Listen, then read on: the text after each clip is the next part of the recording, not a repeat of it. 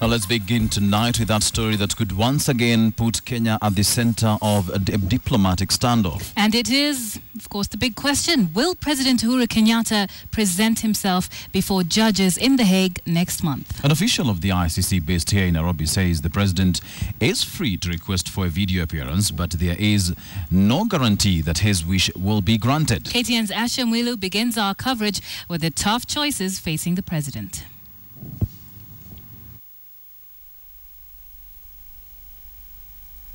The weak tone set by ICC's request to have President Uhuru Kenyatta physically attend a status conference on October 8th has angered his political base. Hakuna haja ya kupiga farasi ambaye amekufa, ni maiti. Kesi ya ICC ilikufa zamani. But the debate has now shifted to the possible legal and diplomatic implications that would follow if the president failed to attend the session in person. When the court issues summons, the first summons that were issued is on the understanding that summons are sufficient to ensure that he attends before court when he's required to. So if the court feels that the summons, existing summons are not sufficient, then we might see other drastic measures like issuance of a warrant of arrest. The judges have not had any cause to believe that he will not comply with the judge's order.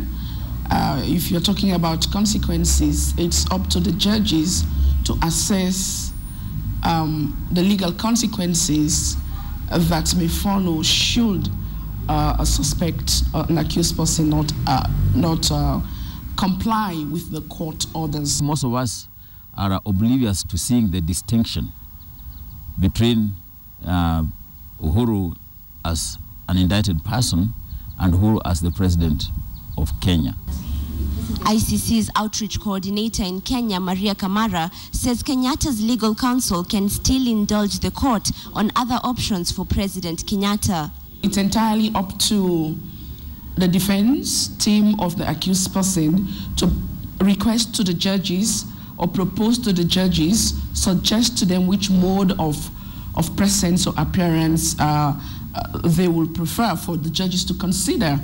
So a proposal by the defense team would not automatically translate to an acceptance. If we had those options, he would have been told. But this time the request was specifically that he does appear. And you remember even in the very beginning of his appearing, that was that there will be occasions when he'll be required to appear personally, and there will be occasions when he could even do video or conference hearing. If Kenyatta chooses to travel to The Hague, he will set history as the first sitting head of state to ever appear before judges of the International Criminal Court. The ICC does not distinguish on the basis of status in society, and his appearance, even though he is the head of state of Kenya, would not have a negative impact in regard to diplomatic relations. Although the African Union pronounced themselves in the way they did, to me, and in international law and as far as the ICC is concerned, that was immaterial. What was material is a country like Kenya deciding whether they want to continue to be a member or not. The ICC has indicated that the session will discuss what it calls pending issues in the Kenyatta case, and the prosecution's claims that Kenya has refused to cooperate are expected to be a main feature. Asha Mwilu, KTN, Nairobi.